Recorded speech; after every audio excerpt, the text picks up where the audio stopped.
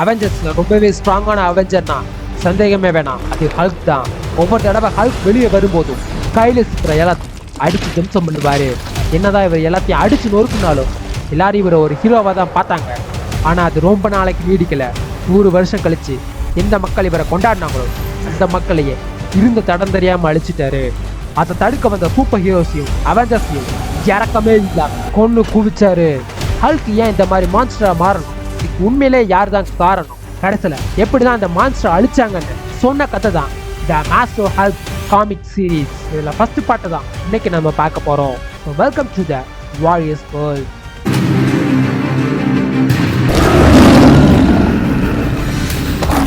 கதையோட ஸ்டார்டிங்ல ஹல்க் ரொம்பவே சந்தோஷமா வாழ்க்கைனா இதாண்டான்னு சொல்லி ஒரு ஜெயண்ட் ஏலியன் ரோபோட்டை அடிச்சு நொறுக்கிட்டு இருக்காரு.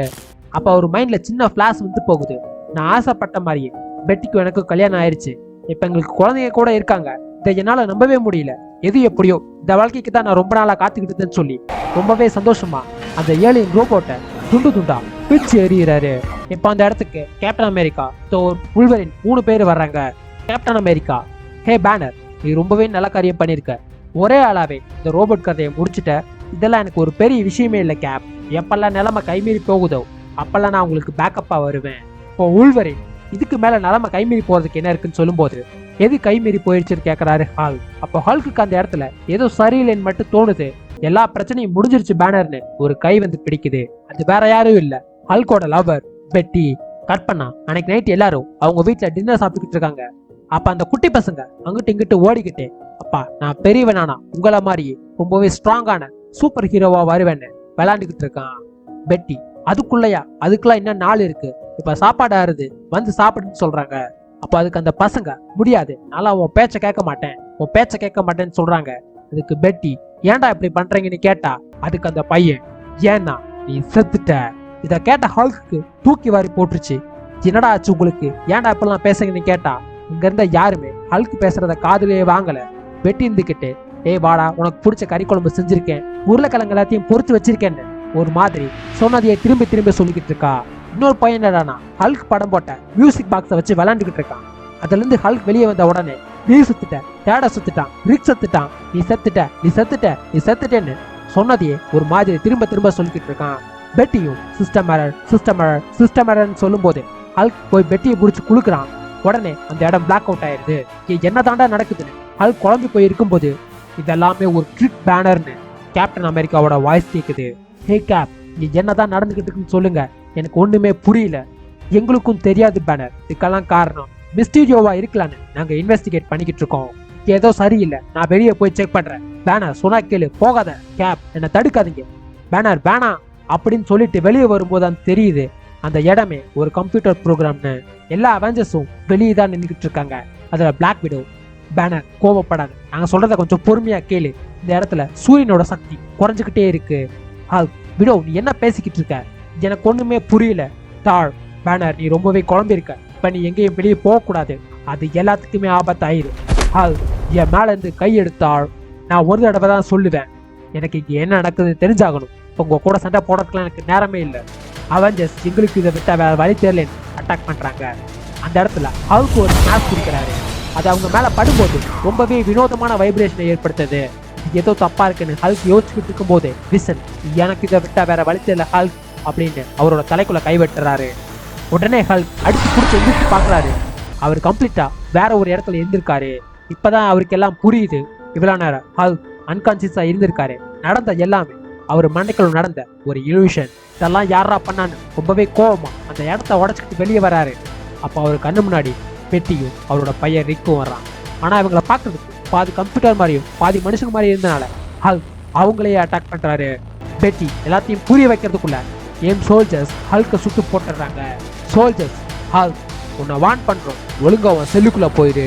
ஹல்க், என்னடா இந்த விளையாட்டு சாமான்ல எடுத்துட்டு வந்து எனக்கே பூச்சி கட்டுறீங்களா, இவன் சொன்னா கேட்க மாட்டான், சுடுங்க. எப்படி இவங்களுக்கு இவ்வளவு பவர்ஃபுல்லான வெப்பன் கிடைச்சிட்டு நீங்க ஸ்ட்ராங் ஆயிட்டாங்களா இல்ல நான் வீக் ஆயிட்டு அப்படின்ட்டு இடத்தைய உடச்சு தப்பிச்சாரு ஹல்க். அவரோட செல்லு கீழே தான் ஒரு ஏலியனும் அபாமினேஷனும் அவர மாதிரியே ஹைபர்னேட் பண்ணி வச்சிருக்காங்க. என்ன ஏலியன்லாம் பிடிச்சி வச்சிருக்காங்க, அபாமினேஷன் நியுமா. இந்த அபாமினேஷன் வேற யாரும் இல்ல, ஹல்கோட பரம விரோதி. ஹல்க்கு ஒரே ஷாக், யாரா இப்படி எங்களை எல்லாத்தையும் பிடிச்சி அடைச்சி வச்சுட்டு வந்துட்டு. அப்ப அந்த இடத்துல ஹல்க்கு இன்னொரு லேசர் ஷாட் வந்து அடிக்குது. யாருன்னு பார்த்தா அது மோடாக். இந்த மோடாக் மார்வல் யூனிவர்ஸ்ல ஒரு பெரிய சூப்பர் வில்லன். மோடாக் நான் பேனரு ஞாபகம் இருக்கா? ஏய் காயலாங்கட நீயா என்ன பயங்கரமா துருப்பிடிச்சு போய் கிடக்குற? உனக்கு உயிர் மேல ஆசை இருந்தா பெட்டியும் பையனும் எங்க இருக்காங்கன்னு மரியாதையா சொல்லிடு. அவங்க செத்துட்டாங்க பேனர். என்னடா பண்ண அவங்கள? உன்னை சும்மா விட மாட்டேன்டா. இப்ப என்ன கொல்ல போறியா? இதனால உன்னை உயிரோட காப்பாத்தி வச்சிருந்ததுக்கு நீ காட்டுற நன்றி கடை நீதானா? வா வந்து கொல்லு. என்கிட்டயே உன் வேலையை காட்டாத மோடா. ஆமாம் பேனர், இப்ப எதுவுமே முன்ன மாதிரி இல்ல. இங்க எல்லாமே கம்ப்ளீட்டா மாறிடுச்சு. அப்ப நீ அவங்கள கொல்லேனா கொன்னது யாரு? ஹைட்ராவா? டாக்டர் டூமா? இல்ல, உன்னோட லீடர்ஸும் உன்னோட கவர்மெண்ட்டும் தான். இப்ப 3rd வேர்ல்டு வார் நடந்துகிட்டு இருக்கு பேனர்.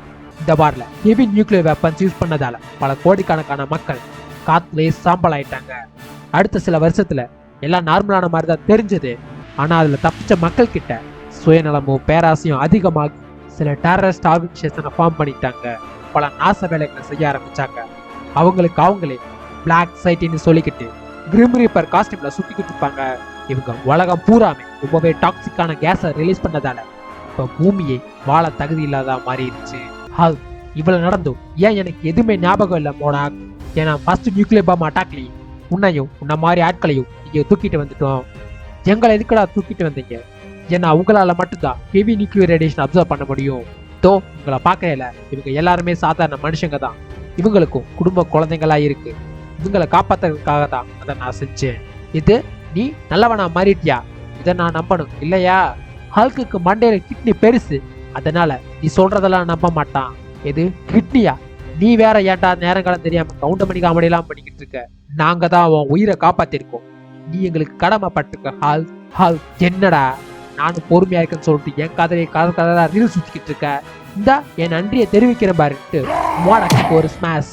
ஹல்க் இங்க என்ன நடக்குதுங்கிறத நானே கண்டுபிடிச்சுக்கிறேன் அப்படின்னு பில்டிங்கை உடச்சிட்டு வெளியே வந்து பார்த்தா மோடாக் சொன்னது எல்லாமே உண்மைதான்.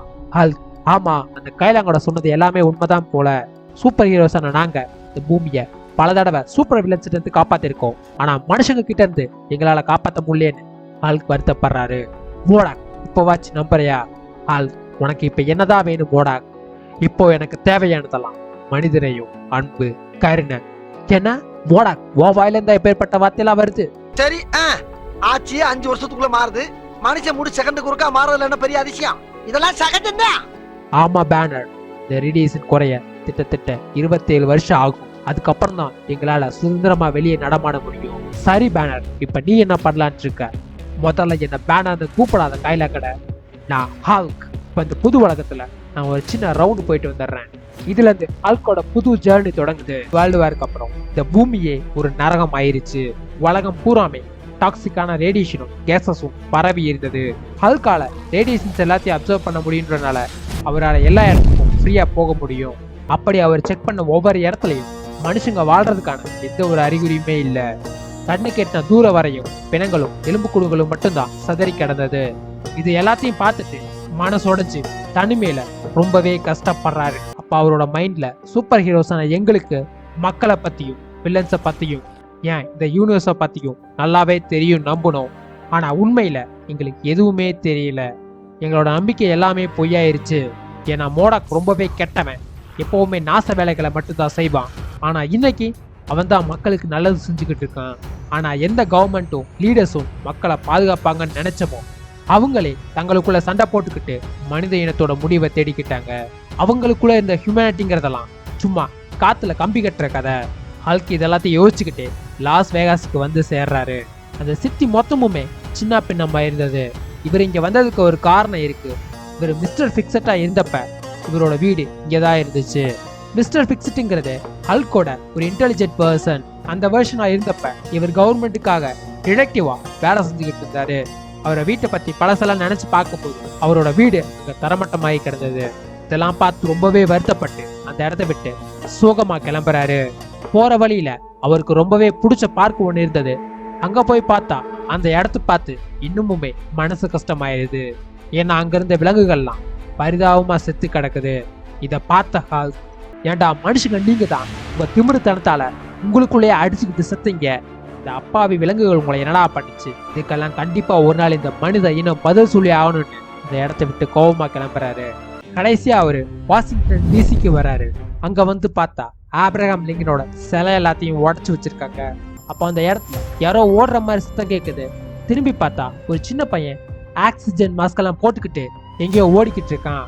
உடனே ஹல்கும் அவனை ஃபாலோ பண்ணிட்டு போறாரு. பின்னாடியே போனா திடீர்னு அந்த சின்ன பையன் ஒரு அண்டர் கிரவுண்ட் டனலுக்குள்ள போயிடுறான். இவரும் உள்ள போறாரு. போய் பார்த்தா பிரீஸ்னு 30-40 பேர் துப்பாக்கியோட ஹல்க சுத்து போட்டுறாங்க. ஆனா ஹல்க் அதை பார்த்து பயப்படவே இல்லை.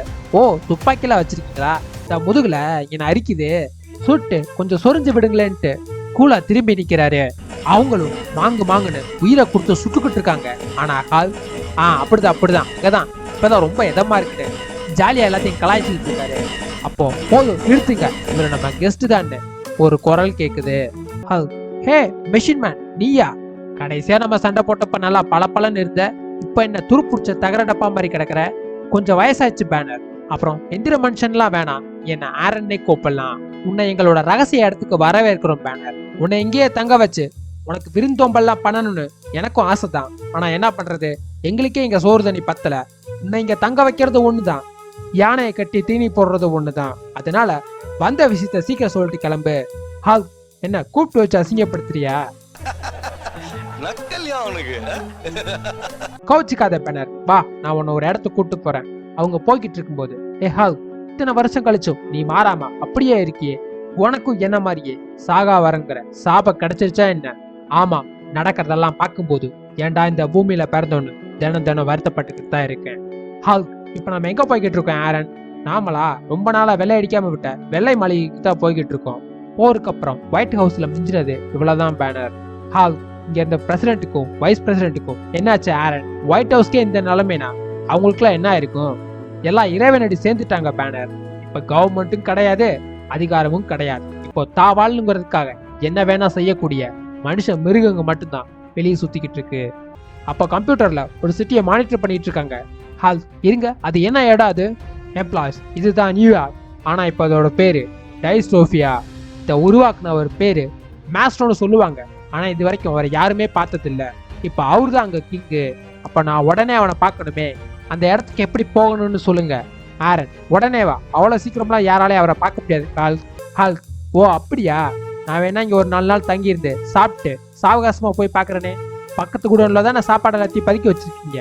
ஆரன், ஹால், நான் சொல்ல மறந்துட்டேன் பாரு, இப்ப போனாதான் அவர் ஃப்ரீயா இருப்பாரு. அடுத்த அப்பாயின்மெண்ட் கிடைக்கிறதுக்கு 6 மாசத்துக்கு மேல ஆகும். அதனால நீ உடனே கிளம்பு ஹால். பேனருக்கு அந்த இடத்தோட கோஆர்டினேட்ஸை சீக்கிரம் கொடுங்க. அந்த பயம் உங்களுக்கு இருக்கட்டும். சாப்பாடுனா தான் பயப்படுறீங்க அப்படின்ட்டு அந்த இடத்த விட்டு கிளம்புறாரு. ஹல்க் வழக்கமா எல்லா இடத்துக்கும் ஜம்ப் பண்ணி தான் போவாரு. அப்படி போயிட்டு இருக்கும்போது அவருக்கு வானத்திலேயே தலையெல்லாம் சுத்த ஆரம்பிக்குது. அங்கேயே வாங்கி விழுகிறாரு. விழுந்த வேகத்துல அந்த இடத்துல பெரிய பள்ளமே ஆயிடுச்சு. இப்போதான் அவருக்கே புரிய வருது, அவரோட பாடி லிமிட்ஸை மீறி அங்க நிறைய ரேடியேஷன் இருக்கு. எல்லாத்தையுமே அவர் உடம்பால அப்சர்வ் பண்ணிக்க முடியல. இந்த பிரச்சனை பத்தாதுன்ட்டு இப்போ அந்த இடத்துல வினோதமா சத்தம் கேக்குது. என்னான்னு திரும்பி பார்த்தா கூட்டமா ராட்சச கரப்பாம்பூச்சிகள்லாம் இவரை நோக்கி வந்துகிட்டு இருக்கு. ஹால், என்ன கருமண்டா இதெல்லாம், என்னை விட்டு போங்க முதல்லன்ட்டு ரொம்பவே ஆக்ரோஷமா சண்டை போடுறாரு. ஆனா அதுங்க அதிகமாயிருந்தனால ஹல்கோட உடம்புல இருந்து பாதி கறியை பிச்சு எடுத்துருச்சு. எனக்குன்னே வருவீங்களாடா?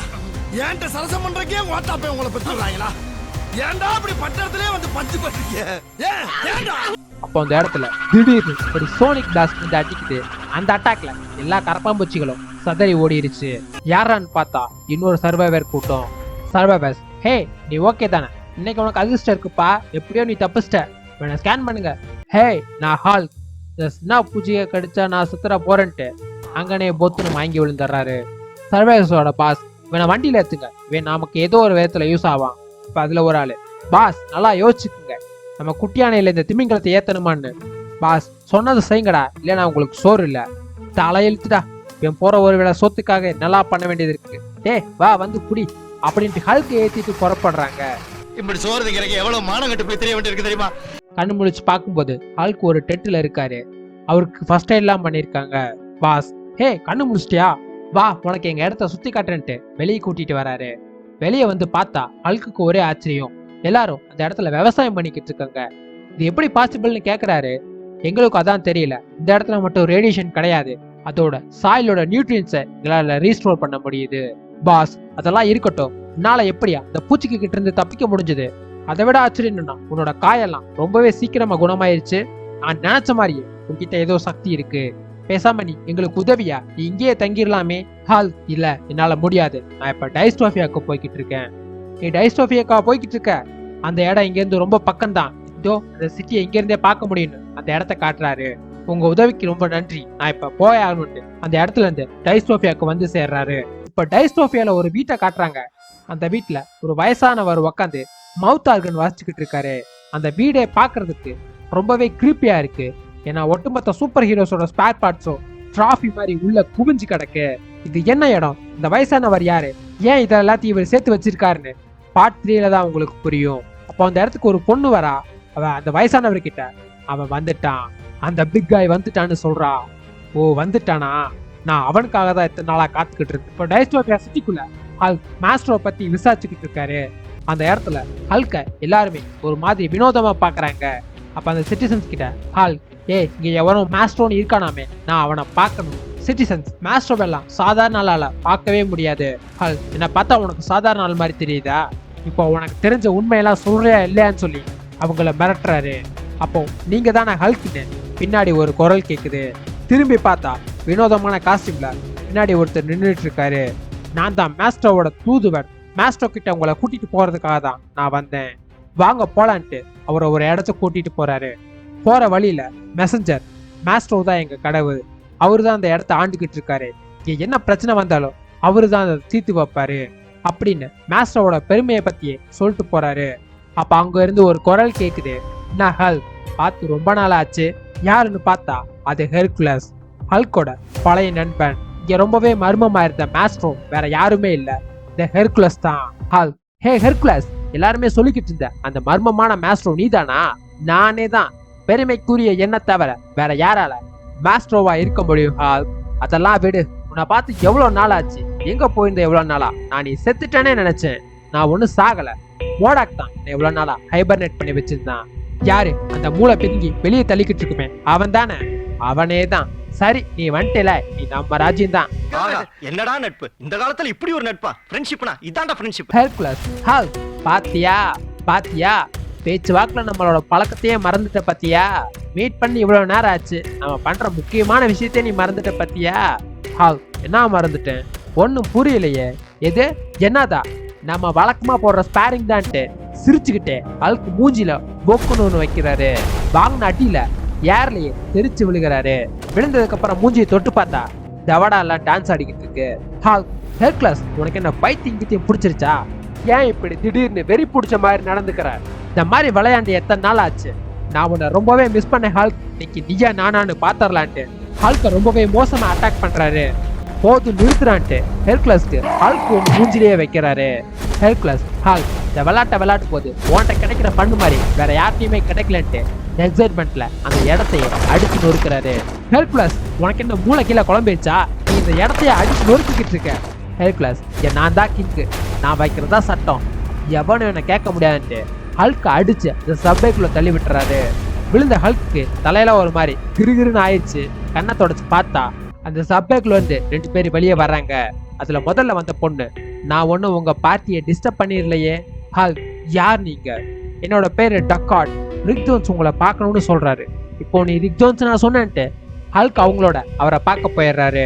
ஹல்க் போனது கூட தெரியாம மேல இருந்து ஹெர்குலஸ், ஹே ஹல்க், நீ வெளியே ரொம்ப காஞ்சு போய் சுத்திக்கிட்டு இருப்ப. என் இடத்துல உனக்கு குட்டி புட்டி வகை வகையா சோறுன்னு எல்லாம் கிடைக்கும். உன்னோட எல்லா பசியும் ஒரே நேரத்துல தீர்த்து வச்சிடறேன். வர்றையா போலாம்?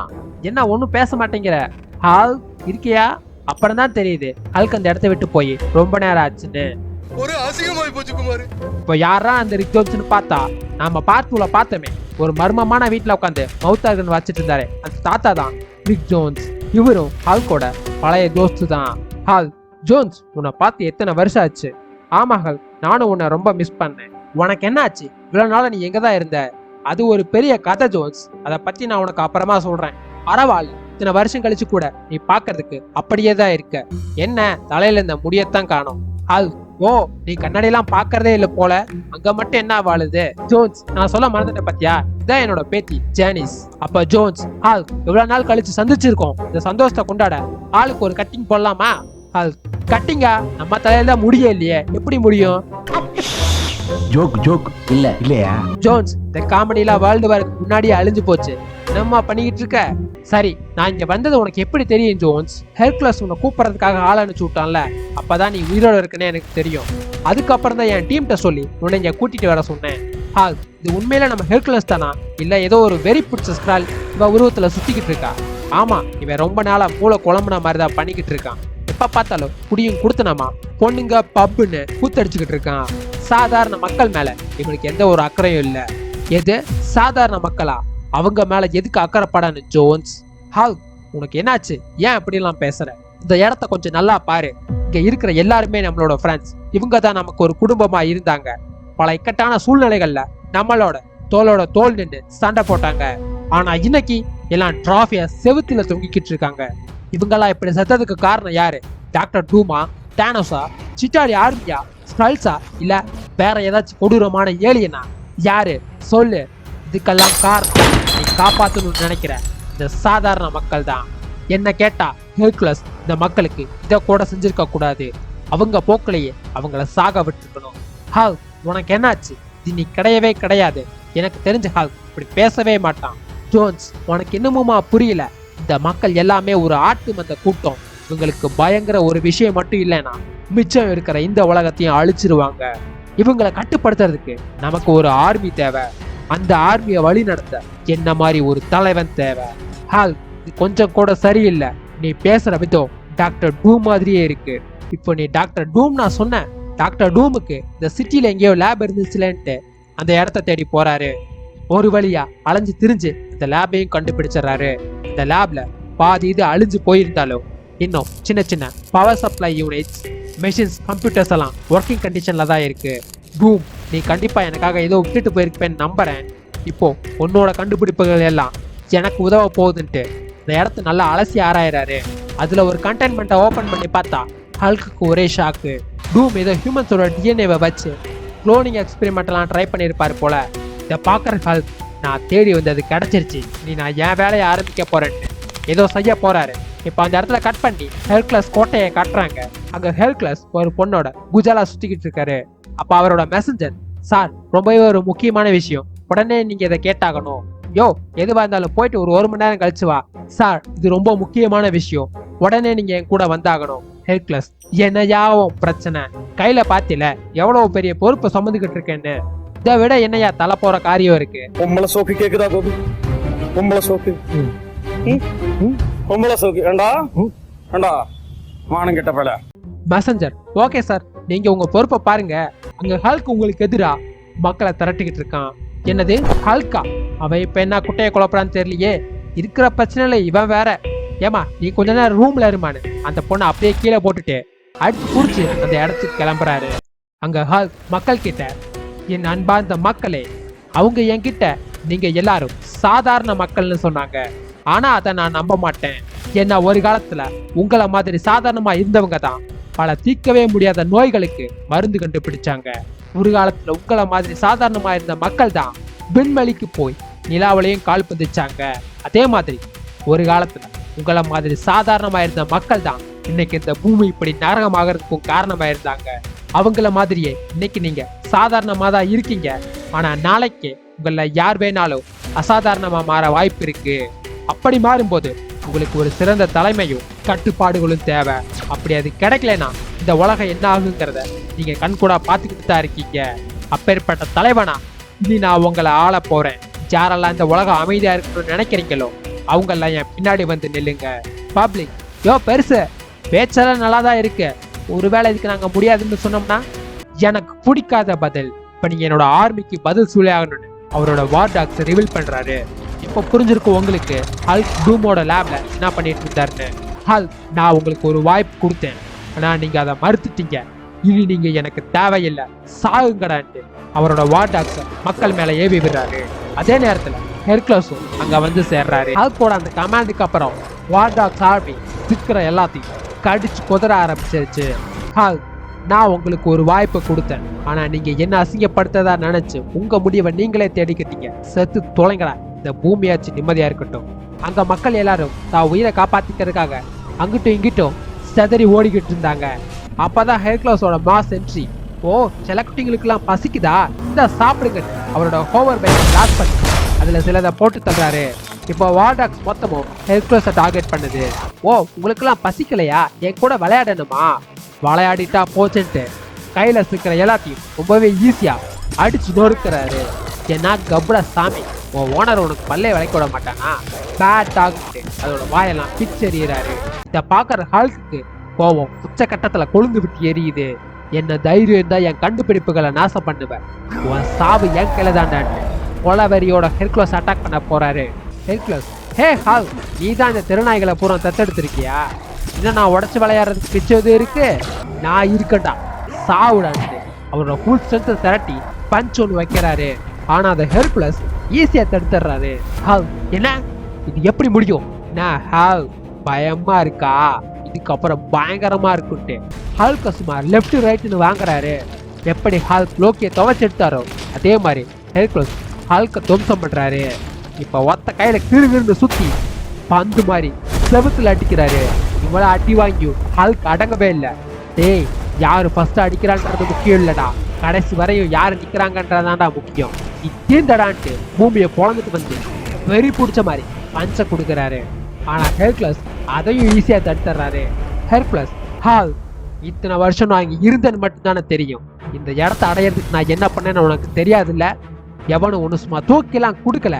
உன் அப்பனுக்கும் அப்பன்லாம் வந்தான் போட்டிக்கு, எல்லாத்தையும் அடிச்சு ஓட விட்டேன்.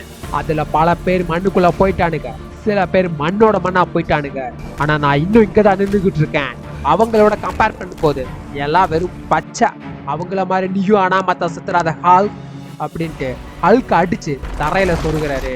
உனக்கு கடைசியா ஒரு வாய்ப்பு தரேன், நான் உன்னை கொல்றதுக்கு முன்னாடி உன் தோல்வியை ஒத்துக்கிட்டு சரணடைஞ்சிருட்டு அடிச்சு மூஞ்சியெல்லாம் பேத்தர்றாரு. ஹால், போதும் வலிக்குது, என்னை விட்டுரு, நான் என் தோல்வியை ஒத்துக்கிறேன். எதுக்குடா ஒரு தாயில்லா பிள்ளைய போட்டு இப்படி துவைச்ச? ஹெர்குலஸ், அப்படிவா வலிக்கு, இதான் நல்ல பிள்ளை கழகு.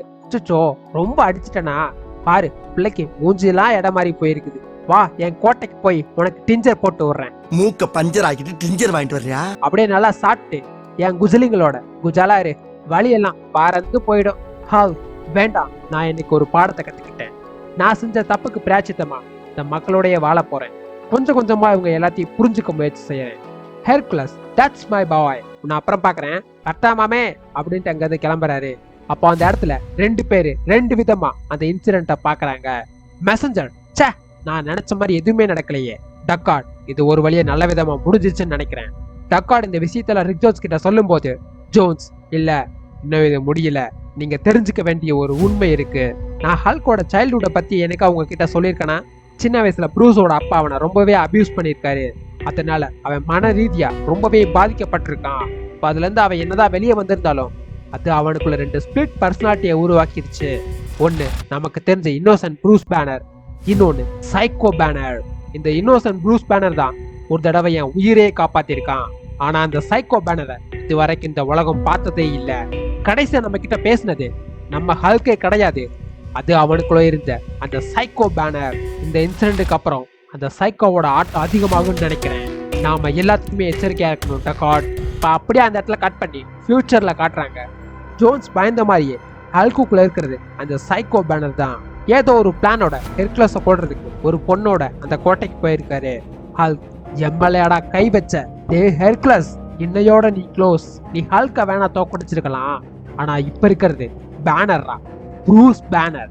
எவனா சொல்லி கொடுத்ததெல்லாம் ஞாபகம் இருக்குல்ல அப்படின்ட்டு அங்க கதவை தட்டிக்கிட்டு இருக்காரு. அப்போ மெசஞ்சர் வந்து ஹல்க வெல்கம் பண்றாரு. அப்போ ஹல்க், நான் மேஸ்ட்ரோக்காக ஒரு அன்பளிப்பு கொண்டு வந்திருக்கேன், இதை ஏத்துக்கிட்டா நான் ரொம்பவே சந்தோஷப்படுவேன். அட பேயிலமோ, நீ புரோக்கரா? நீ அந்த மாதிரி புரோக்கரா நீ? அப்போ மேஸ்ட்ரோவும் அந்த இடத்துக்கு வராரு. ஹே ஹல்க், உன்னை பார்த்து எவ்வளவு நாள் ஆச்சு? ஆமா, யார் இந்த தேவதை? உன் அத்தை பொண்ணா? நோ லார்ட் மேஸ்ட்ரோ, எனக்கு உயிர் பிச்சை கொடுத்தீங்கல்ல, அதுக்கான ஒரு சின்ன அன்பளிப்பு. நான் ஹல்க், சர்ப்ரைஸ் எல்லாம் பலமா இருக்கு. சரி, நான் உன்னோட அன்பை கொஞ்ச நேரம் அழைச்சிட்டு போறேன் அப்படின்ட்டு அந்த பொண்ணை கூட்டிட்டு போறாரு. எந்த ஒரு மணி முன்னாடி உன்னை பார்த்ததே இல்லையே, கோக்குமாக்கு பாளையங்க. பொம்பளை வெறி புடிச்சு போய் தெரிஞ்சுக்கிறீங்க, பொம்பளை தெரிஞ்சுக்கிறீங்க. பெண்ணு மெசஞ்சர், ஹால் வாங்க, நான் உங்களுக்கு உங்களோட கெஸ்ட் ஹவுஸை காட்டுறேன். ஹால்க் இல்ல அதுக்கு முன்னாடி எனக்கு ஒரு முக்கியமான வேலை இருக்கு, நான் அதை முடிச்சுட்டு வந்துடுறேன்ட்டு ஹால்க் எங்கேயோ போறாரு. மெசஞ்சர் ரொம்ப அவசரம் போல. அங்க ஹெர்குலஸ், நம்ம அந்த புறத்துக்கு வந்தாச்சு. ஆமா, நான் உன்னை எப்படி மிஸ் பண்ணேன்? எப்படியோ என்கிட்ட வந்துட்ட, இனி ஆக வேண்டிய வேலையை பார்ப்போம். காந்த கிண்ணலையி, நம்ம காந்தத்தை போல இணைவோமா அப்படின்ட்டு ரொமான்டிக்கா கிட்ட வராரு.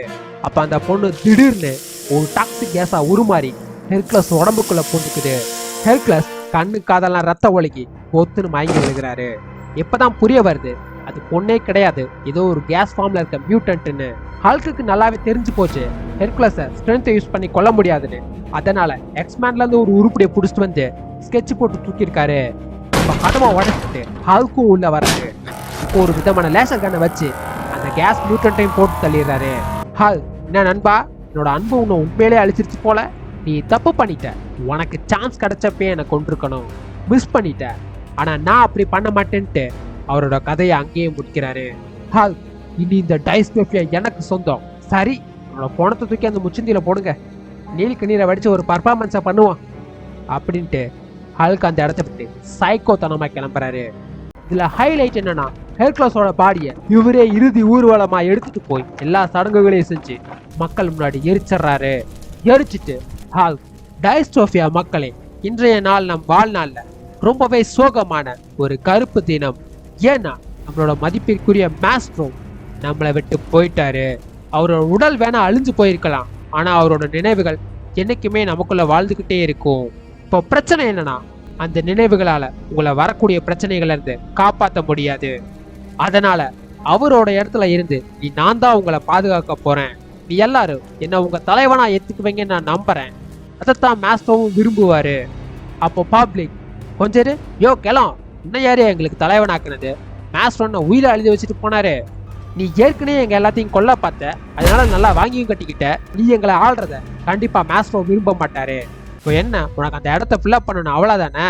அதுக்கு ஜனநாயக முறையில ஒரு எலெக்ஷன் வைப்போம், யார் அடுத்த மாஸ்ட்ரோன்னு மக்களே தேர்ந்தெடுக்கட்டும். என்ன நான் சொல்றது? ஆமா, அவன் சொல்றது சரிதான், எங்களுக்கு எலெக்ஷன் தான் வேணும், எங்களுக்கு எலெக்ஷன் தான் வேணும். எல்லா மக்களும் ஹல்க்குக்கு எதிராக கூச்சல் போடுறாங்க. ஓ, உங்க எல்லாத்துக்கும் ஜனநாயக முறைப்படி எலெக்ஷன் நடத்தணுமா? ஏன் இதை பத்தி நீங்க என் தொண்டர்கள் கிட்ட பேசக்கூடாதுன்னு மறுபடியும் அவரோட வார்டாக்ஸ் ஆர்மியை கட்டவிழ்த்து விட்டுறாரு. இந்த தடவை ஹெர்குலஸ் காப்பாற்ற இல்லாததுனால அந்த மக்கள் எல்லாத்தையும் கொடூரமா கடிச்சு கொதறிக்கிட்டு இருக்குதுங்க. அவன் தான் இந்த எலெக்ஷன் வேணும்னு கேட்டான் பாத்தியா, அவனை மட்டும் வாயிலே கடிக்க. இந்த தடவை உங்களை காப்பாத்த யாரும் வர போறது இல்ல, சாவுங்கடா. இப்போ திடீர்னு ஒரு லேசர் பிளாஸ்ட் அந்த வால்டாக்ஸ்ல ஒண்ணு சுட்டு பொசுக்குது. என்னடான்னு திரும்பி பார்த்தா ரிக் ஜோன்ஸோட கூட்டாளிங்க பவர்ஃபுல்லான வெப்பன்ஸோட நின்றுட்டு இருக்காங்க. இது எல்லாத்தையும் ரிக் ஜோன்ஸும் லைவ்ல பாத்துக்கிட்டு இருக்காரு. அப்ப ஜோன்ஸ், ஜானிஸ் அவங்கள யாரும் அந்த இடத்துக்கு போக சொன்னது, அதுவும் அந்த வெப்பன்ஸோட. இதெல்லாம் வச்சு ஹல்க் அழிக்கவே முடியாது, உடனடியா அவங்கள அங்கிருந்து தப்பிச்சு போக சொல்லு. அங்க ஹல்க், ஹே நீங்கெல்லாம் அந்த ரிக் ஜோன்ஸோட அல்ல கைக தானே, சும்மாவா சொன்னாங்க தனி பொண்ண தனியா போகாதன்னு, இன்னைக்கு உங்களே துணைக்கு அனுப்புறேன், நாளை போய் மேஸ்ட்ரோவை கேட்டதா சொல்லுங்கன்னு அவங்கள அட்டாக் பண்ண போறாரு. அப்போ பின்னாடி இருந்து அதுக்கு அவசியம் இல்லை, இன்னும் எனக்கு எல்லாம் கேட்டுக்கிட்டு தாண்டா இருக்குன்னு ஒரு குரல். திரும்பி பார்த்தா ஹெர்குலஸ் ஹீட் பிளாஸ்டா நின்றுகிட்டு இருக்காரு. இவ்வளவு அட்டாக்கு அப்புறமும் இன்னும் அவர் சாகவே இல்லை. இத பார்த்த ஹால், டேய் உனக்கு சாவே கிடையாதா? உசிரை எடுக்காம என் உசிறு போகாதுல. பரவாயில்ல, இங்கே நான் இது எல்லாத்தையும் முடிச்சிடுறேன். ஹெர்குலஸ், நீ ஒரு கோலை, முதுகெலும்பு இல்லாத ஒரு புழு, போயும் ஒரு பொண்ணை என்ன கொல்றதுக்காக அனுப்பி வச்சிருக்க அப்படின்ட்டு ஹல்க் மூஞ்சி மேலேயே ஒன்று வைக்கிறாரு. இப்போ ஹல்கோட வார்டாக்ஸ் ஹெர்குலஸ் அட்டாக் பண்ணுது.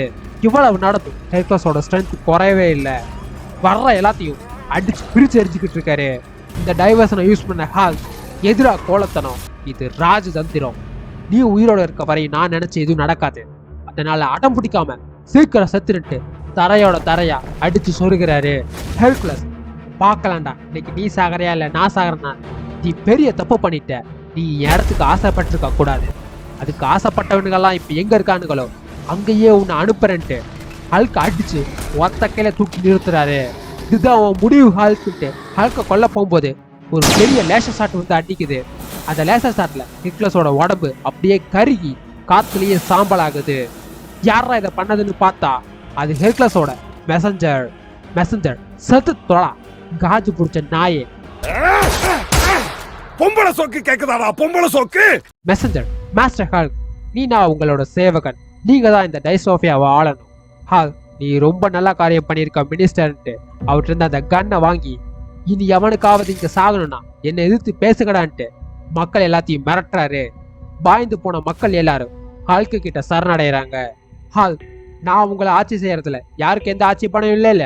நல்லது, இனி ஒருத்த மட்டும் செத்தா இது எல்லா பிரச்சனையும் முடிஞ்சிடும். அடுத்து நீதான் ஜோன்ஸ்ட்டு ரிக் ஜோன்ஸை தேடி போறாரு. ஆனா அங்க போய் பார்த்தா ரிக் ஜோன்ஸ் அந்த இடத்துல இல்ல. ஹால், ஜோன்ஸ், இப்ப நீ மரியாதையா வெளியே வந்துட்டீன்னா ஒரே ஷாட்ல உன்னை கொண்டுட்டு போய்கிட்டே இருப்பேன். ஆனா நானா கண்டுபிடிச்சேன்னா உன் சாவு கருணை கொடூரமா இருக்கும். என்ன நண்பா, என் ஆஃபர் உனக்கு பிடிக்கலையா? அப்போ பின்னாடி இருந்த ஸ்க்ரீன் திடீர்னு ஆன் ஆகுது. அதுல ஜோன்ஸ் வேற எங்க இருந்தோ லைவ் ஸ்ட்ரீம் பண்ணிக்கிட்டு இருக்காரு. பூட்டின வீட்டுலதான் இவ்வளவு நேரம் சவுண்ட கொடுத்தோமா? ஹே ஹால், என்ன உன் வெற்றி கொண்டாட்டம்லாம் சிறப்பா போய்கிட்டு இருக்கு போல. ஹால், ஜோன்ஸ் ஜோன்ஸ் ஜோன்ஸ், தயவு செஞ்சு என்னை பார்த்து பயந்து ஓடிட்டுன்னு மட்டும் சொல்லாத. நாம இன்னமுமே ஃப்ரெண்ட்ஸ் தான். உன் ஃப்ரெண்டோட சக்சஸ் பார்ட்டியில கலந்துக்க மாட்டியா என்ன? நீ எங்க இருக்குன்னு மட்டும் சொல்லு. உன் இடத்துக்கு வந்து உன்னை கட்டி பிடிச்சி உன்னை இன்வைட் பண்றேன். மரியாதை நீ எங்க இருக்குன்னு சொல்லு ஜோன்ஸ். ஜோன்ஸ், வாய மூடு. நீ ஒண்ணு என் ஃப்ரெண்டு கிடையாது. அந்த ஹால்க் என்னைக்கோ செத்துட்டான். நீ யாருன்னு எனக்கு நல்லாவே தெரியும். இப்ப இருக்கிறது ஒரு வெறி பிடிச்ச சைக்கோ. ஹால்க், ஆமா, நான் சைக்கோ தான். இந்த மக்களுக்கு இந்த சைக்கோ தான் ஒரு நல்ல பாடத்தை கற்றுக் கொடுப்பான். இந்த உலகத்தையும் இவன் தான் சரி செய்ய போறான். ஜோன்ஸ், எப்படி உங்க அப்பா உன்னை சரி செஞ்ச மாதிரியா, இல்ல ஒவ்வொரு நாளும் அணு அணுவா சித்திரவதை பண்ண மாதிரியா? நீ அனுபவிச்ச வழிகளை தான் இந்த மக்களுக்கு கொடுக்கணும்னு நினைக்கிற. உனக்கு உன் சைக்கோ அப்பாவுக்கு எந்த ஒரு வித்தியாசமும் இல்லை. நீயும் அவரை மாதிரி ஒரு பெரிய பிடிச்ச சைக்கோ தான். வாய மூடு. எனக்குள்ள ஏற்பட்ட வழிகளை உன்னால என்னைக்குமே புரிஞ்சுக்க முடியாது. அதுக்கான ஒரே தீர்வு இது மட்டும்தான். ஜோன்ஸ், நான் சொல்ல வேண்டியது சொல்லிட்டேன். Good bye my old friend அப்படின்ட்டு அந்த மானிட்டர் ஆஃப் ஆனதும் அந்த இடம் வெடிச்சு சந்துறது. ஜோன்ஸ் ப்ரிப்பேரா இந்த இடத்துல பாம்பை செட் பண்ணி வச்சுட்டு போயிருக்காரு போல. ஆனா அவ்வளோ பெரிய எக்ஸ்ப்ளோஷன் நடந்து கூட ஹல்க்கு எந்த காயமும் இல்லை. ஈஸியா தப்பிச்சிடுறாரு. அப்போ மெசஞ்சர், மாஸ்டர் பேனர், உங்களுக்கு என்னாச்சு? ஹால், மெசஞ்சர், உனக்கு யாராச்சும் பழைய ஃப்ரெண்ட் இருக்காங்களா? ஆமா இருக்காங்க. இனி அவங்கள நம்பாத. சரி, நாம கோட்டைக்கு போலாம். மாஸ்டர் பேனர் இல்ல ஹால், உங்களை நான் எப்படி கூப்பிடுறது? ரெண்டுமே வேணாம். என்ன மாஸ்டர் ஹால்க்குன்னு கூப்பிடுங்க. இதுக்கப்புறம் மாஸ்டர் ஹால்க் எரா தொடங்குது. இதோட பார்ட் 5 முடியுது. அதோட இந்த காமிக் சீரீஸும் முடியுது. இதுக்கப்புறம் மாஸ்டர் ஹால்க் நடத்தின வார்ஸை பத்தி அடுத்தடுத்த காமிக் சீரீஸ்ல பார்ப்போம். தேங்க்ஸ் ஃபார் வாட்சிங்.